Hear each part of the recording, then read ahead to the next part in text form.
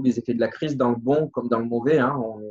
On l'a vu en 2008 avec les subprimes, on le voit aussi aujourd'hui.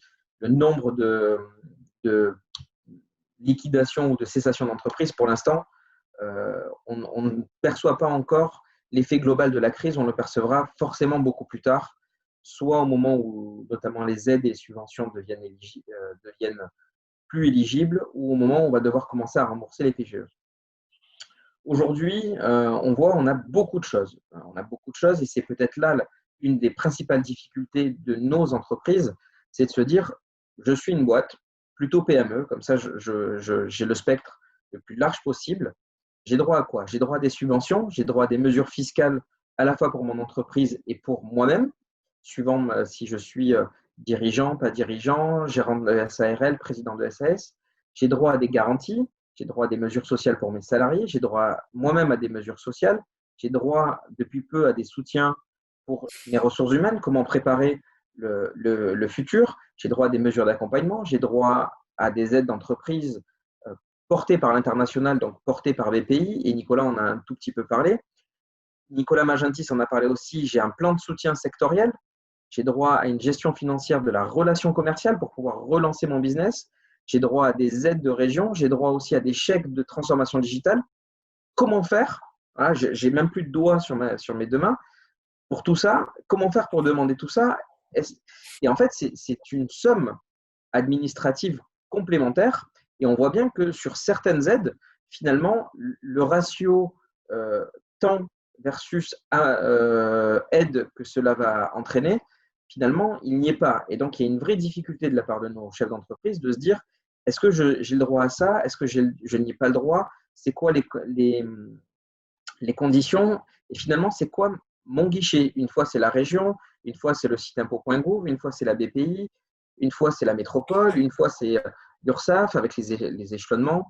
Donc, en fait, il y a tellement de sources, mais aussi tellement de points d'entrée pour les aides que ça devient un problème. Et là, on retombe sur ce que Alain Tronois décrit souvent, hein, sur le millefeuille d'organisation. C'est qu'on voit bien que l'État s'est transformé, mais l'État a été aussi dans la multiplication des aides, mais avec on va dire, la reproduction de son même schéma. On n'a pas créé une sorte de deux guichets uniques ou de peut-être un pour le fiscal, un pour le social, et puis à partir de là, on va inonder les demandes, mais on va multiplier les points d'entrée et donc les contraintes qui en plus ne sont pas toujours les mêmes et les dossiers de demande ne sont jamais les mêmes. Donc, on a quand même créé une difficulté d'accès au soutien.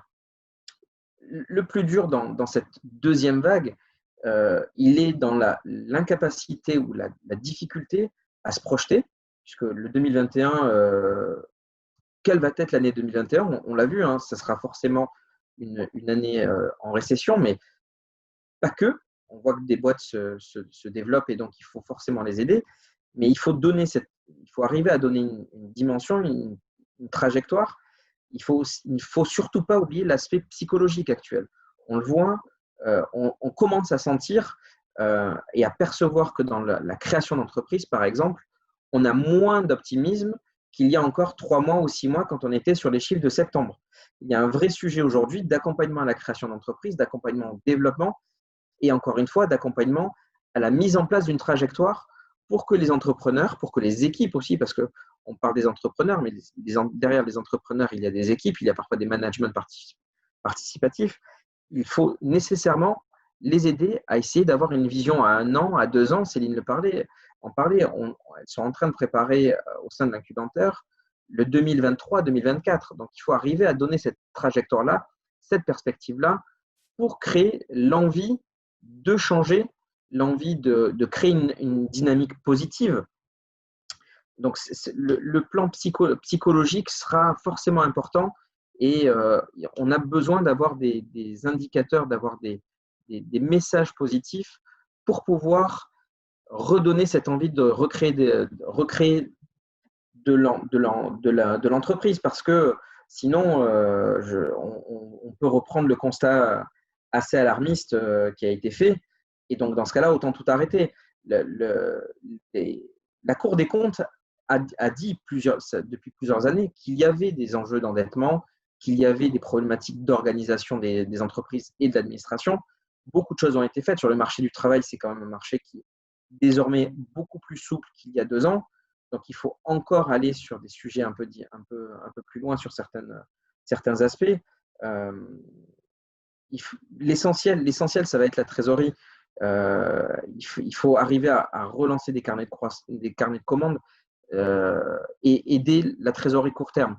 L'ensemble des prêts qui ont été annoncés, les prêts à tout de la BPI, le PGE évidemment, la Région Sud Investissement, sont des prêts qui permettent de relancer une activité ou de permettre le développement d'une activité. En revanche, dans les boîtes aujourd'hui, l'enjeu premier, il est parfois le paiement de son fournisseur à 15 jours, à 30 jours.